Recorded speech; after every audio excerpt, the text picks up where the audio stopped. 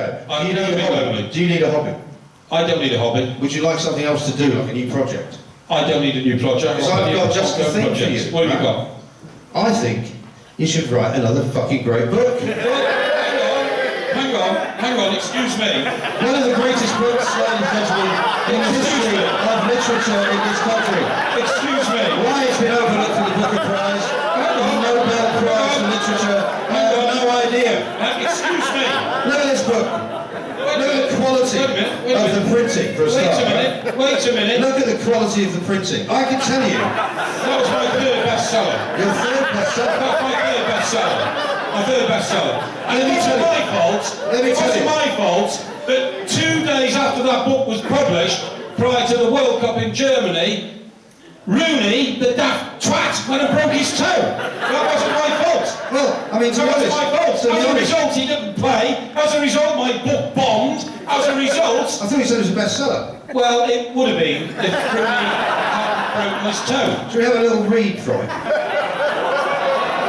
I don't mind if you read your bits of my book, that's okay. It's all about Wayne Rooney. Wayne Rooney is the greatest English footballer. When you buy a book about footballers, right, one of the things that you really need to put in it is a prologue.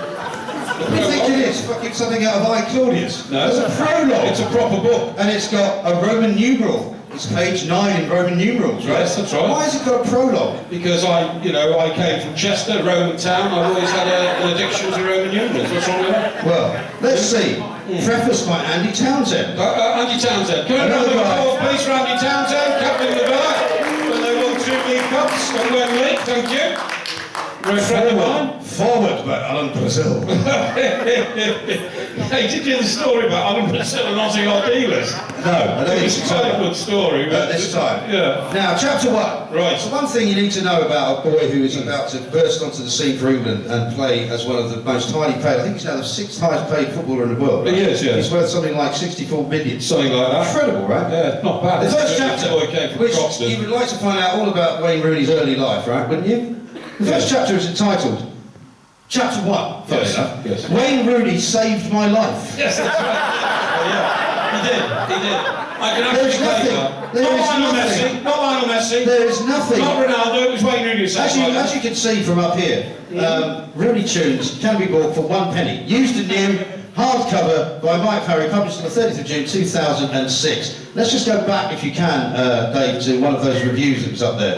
We started, I think, this is tedious stuff. Right, here we go. This is tedious, repetitive stuff. Apart from a couple of chapters from his playing days and his time at Celtic, this is a pretty bland effort. Oh, that's not the right one, is it? That's not the right one. See? Let me read you this instead. It's a great book, and it was greeted for the three worlds as a great book. This is the start of the book about Wayne Rooney by Mike Parry. Okay. 3 doctors sat in armchairs around my bed. It's true. 3 top doctors. These guys, top cardiologists. These guys were the best in the world. What's it got to do with Wayne Rooney? One was a consultant cardiologist, and the other 2 were the surgeons who were going to carry out the heart transplant that was necessary to save my life. That's right. Fascinating stuff. If I'm reading this in a bookshop, and I'm a Wayne Rooney fan, I'm already chucking it in the bin. Well, it says next, I had already been told... Thank God thousands of people didn't chuck it in the bin. I had already been told by other specialists that my heart would probably not last more than 3 months. Well, there you go, he said. More bullshit, right? He's still here. This was 2006, right? Yes. And with that possibility in mind, the discussion turned to whether or not I was going to need an artificial heart. Yeah. Well, What's this got to do with Wayne Rooney? Well, what it's got to do with Wayne Rooney, if you get into it, is that I was in a very low ebb. And it was all about a mental game, okay? A mentally ill. I could have died at any moment. It's as simple as that. I don't like to get over dramatic. I don't like to be dramatic and tell you how ill I was. Do you know what this is worth? It's worth a penny, right? No, it's literally buy 100 of these for £1. That'd be ridiculous. Well, that's very nice. Let's have a look. Let's have another bestseller.